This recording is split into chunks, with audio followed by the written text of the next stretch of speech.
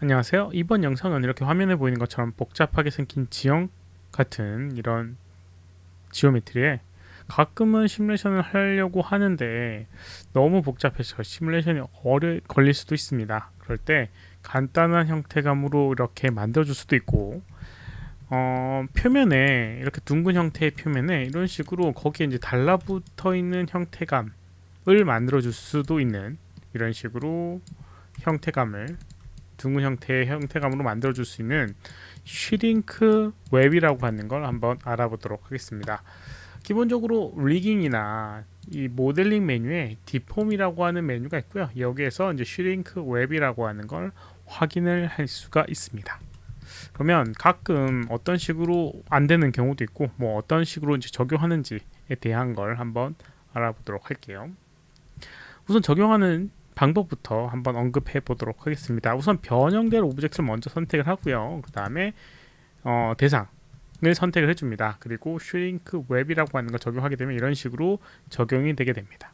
기본적인 옵션에서는 이렇게 적용되는 게 맞아요. 그런데 안 될 수도 있습니다. 가끔은요. 그 이유는 오브젝트가 가운데 있지 않아서 그런 경우가 많아요. 지오메트리의 위치가 이렇게 다른 곳에 있으면 가운데 있지 않고 다른 곳에 있으면 이 형태가 이런 식으로 제대로 원하는 느낌으로 안 되는 경우가 존재하게 됩니다. 이런 식으로요. 그래서 기본적으로 오브젝트의 가운데에서 적용해야지 디폴트 상태에서 적용이 되게 됩니다. 옵션 한번 살펴보도록 할게요. 옵션에 조금 따라서 달라질 수 있겠죠. 여기는 슈링크 웹에 클릭을 해보게 되면 옵션이 나오게 되고요. 이렇게 프로젝션이라고 해서 투영되는 방법, 이 형태감이 만들어질 때 투영이라고 하는 걸 이 프로젝션으로 쏴준다라고 하는 생각을 하시면 될 텐데요. 그것에 대한 투영되는 옵션에 대한 부분이 있고요. 그 외에 여러 가지 옵션들이 있습니다. 이미 적용된 상태에서는 여기는 오브젝트를 선택을 해주고요. 여기 오른쪽에 슈링크 웹이라고 하는 거 선택을 해보게 되면 아까 전에 봤던 옵션들을 확인을 할 수 있으니까요. 이걸 바꿔주면서 어떤 식으로 바뀌는지 한번 보도록 하겠습니다.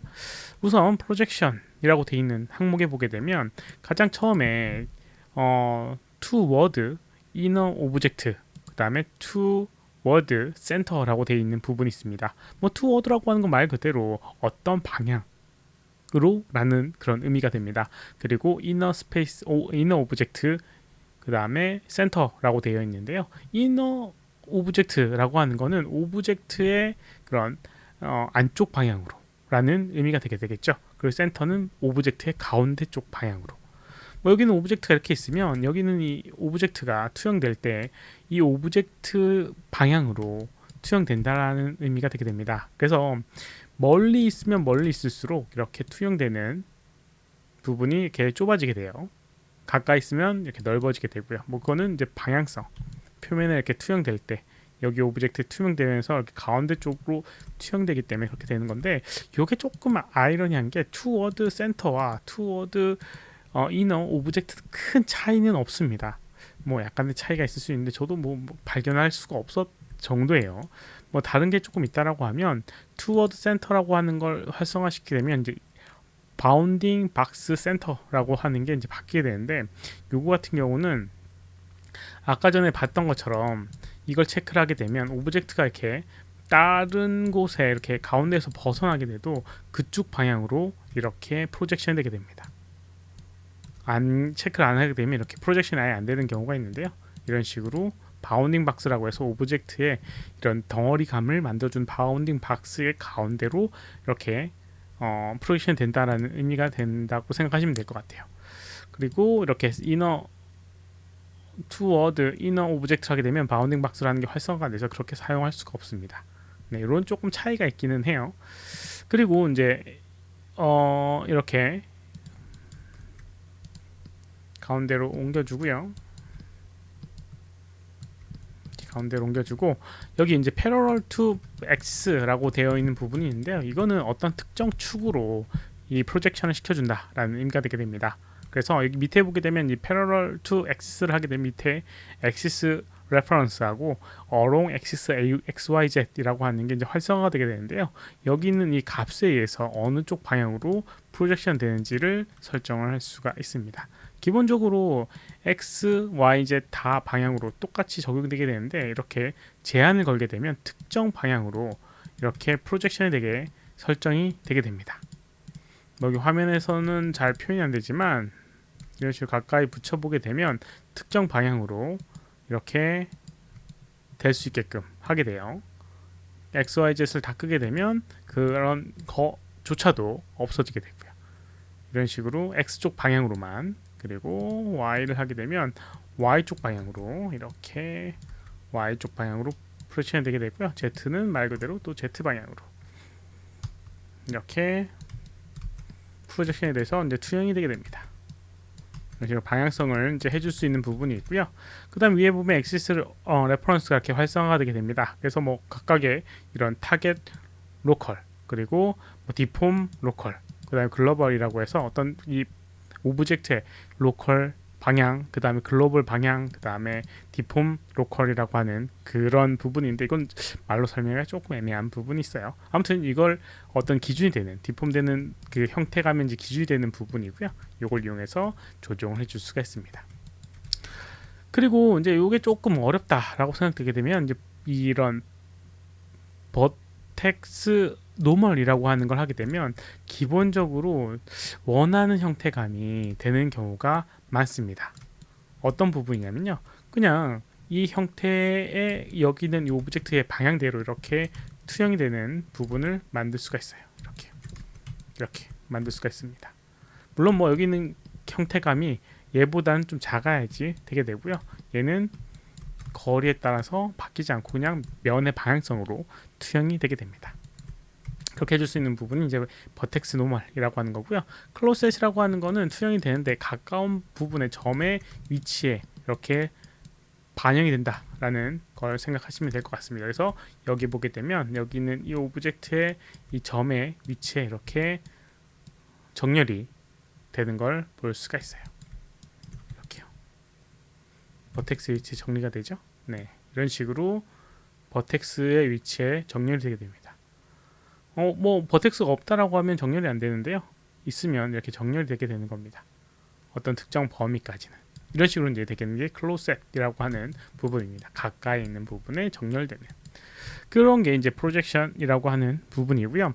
밑에 보게 되면 이제 클로셋 if no interaction이라고 되어 있는 부분이 있는데, 여기 이제 다른 항목 클로셋 이외에 다른 것들을 선택하게 되면 이렇게 활성화가 되게 됩니다. 클로셋은 이미 가까운 점을 무조건적으로 찾기 때문에 활성화가 안 되고요. 나머지 것들 같은 경우는 예를 들어서 이렇게 오브젝트가 가운데 없이 이렇게 떨어져 있을 경우 이렇게 프로젝션 되는 부분이 없어서 이렇게 오브젝트 형태가 변형되지가 않는데요. 이럴 때 이걸 체크해 주게 되면 무조건 이렇게 가까운 부분을 기준으로 달라붙게 됩니다. 이렇게요. 그래서 형태가 떨어지는 경우가 안 만들어지게 돼요. 무조건 생기게 됩니다. 이런 식으로요. 이렇게 해줄 수 있는 게 이 close if no interaction 이라고 해서 교차되는 부분이 없을 때 이렇게 가까이 있는 점에 붙여준다라는 옵션이 있고요. 리버스라고 하는 거는 이렇게 적용하게 되면 이런 식으로 적용이 되게 되는데요. 리버스를 하게 되면 뒤집어져서 이렇게 가까이 붙어야지만 이렇게 변형이 되게 됩니다. 거리에 따라서 이게 조금 애매한 부분이긴 한데, 네, 아무튼 이렇게 이제 그 프로젝션 되는 그 대상이 바뀐다라고 생각하시면 됩니다. 이렇게 이제 해줄 수 있는 부분이 있고요. 그 다음에 비디렉션이라고 하는 거는 양쪽 방향으로 다 적용된다라는 의미가 됩니다. 뭐 요거 단면일 때는 상관이 없는데요. 이렇게 양면일 땐 이렇게 선택을 하고